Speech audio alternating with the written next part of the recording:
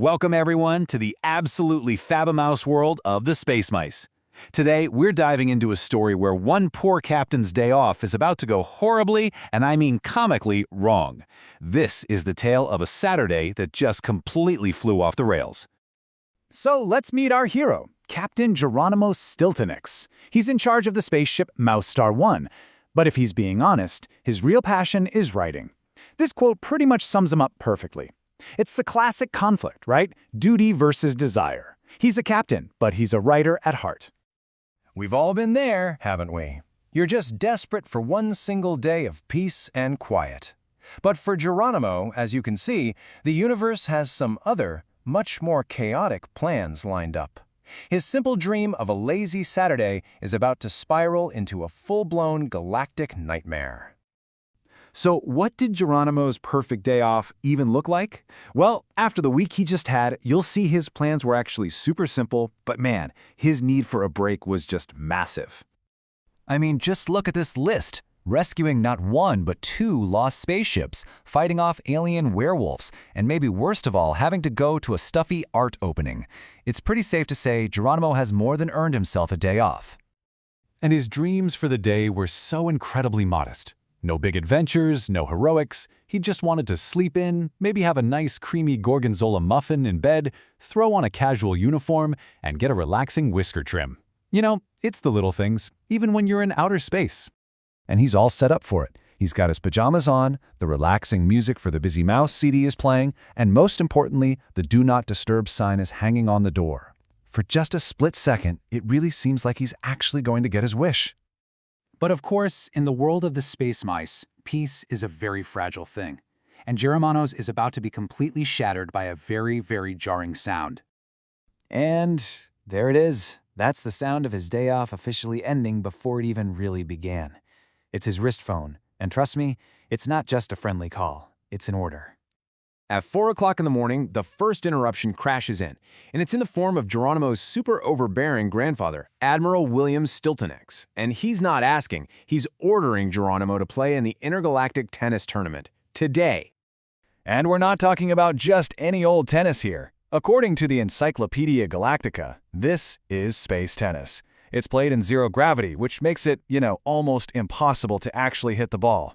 For our not-so-athletic captain, this is a total recipe for disaster. And yup, a disaster it was. After 5 long, grueling hours of lessons, the tournament itself was an absolute nightmare. His forehand went zigzagging, his backhand actually went backward, and he and his grandfather were knocked out in the very first round. So much for a relaxing morning, right? You guessed it. Just as he's trying to escape the humiliation of the tennis court, that wrist phone goes off again. The universe is clearly not done with him yet, not by a long shot. And the calls just keep on coming.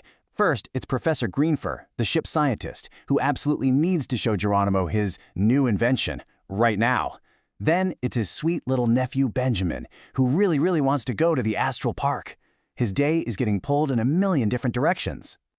Okay, so after a disastrous tennis match, a trip to the lab, and making a promise to his nephew, Geronimo is finally at the amusement park. He's on this terrifying roller coaster when another interruption hits. But this one is different. This one is serious. This is what a yellow alert means. It's not a request. It's not a social call. It's a drop everything and run kind of situation. For a captain, day off or no day off, this is the one call you can never ignore. His disastrous day just became a very dangerous one. So picture this. Geronimo, dripping wet from the roller coaster, rushes to the control room. And on the main screen is this rodent, Professor Boris Astrowhiskers, the president of the Interplanetary Scientific Research Institute. And you can just tell from the look on his face, this is no small matter.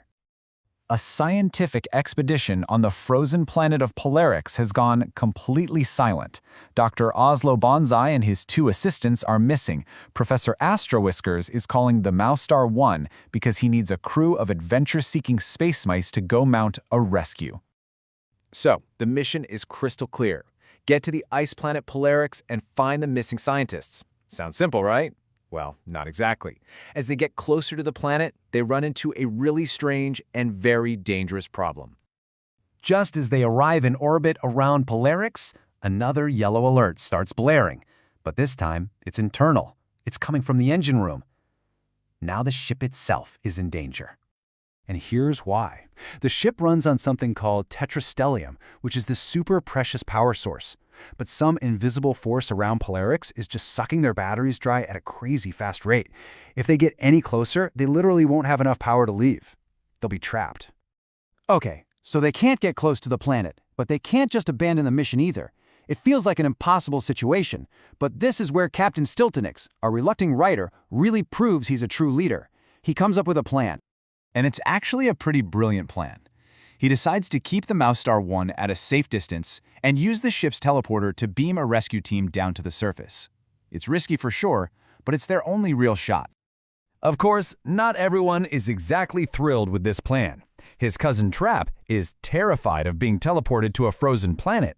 But Grandfather William, in his typical way, doesn't really give him a choice. He commands Trap to go, and on the Mouse-Star 1, absolutely nobody dares to contradict the Admiral. So there we have it. Geronimo is heading into the great unknown, leading a team that includes a scientist and a cousin who's being forced to go, all to rescue a missing crew from a planet that's actively trying to trap their ship. And this is all happening on his day off. The big question is, what in the world are they going to find down there on the ice?